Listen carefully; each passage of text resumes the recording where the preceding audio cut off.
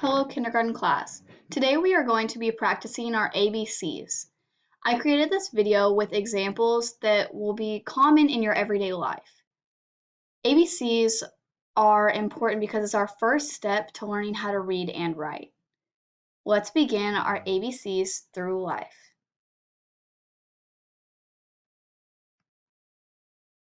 A is for apple. B is for ball.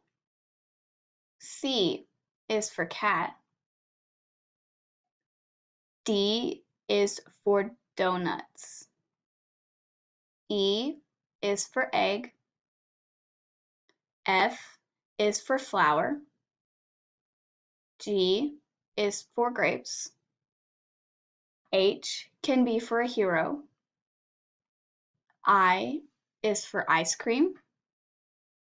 J is for jet. K is for king. L is for lion. M is for motorcycle. N is for nurse. O is for orange. P is for penguin. Q is for queen. R is for robot. S is for snake. T is for turtle. U is for umbrella.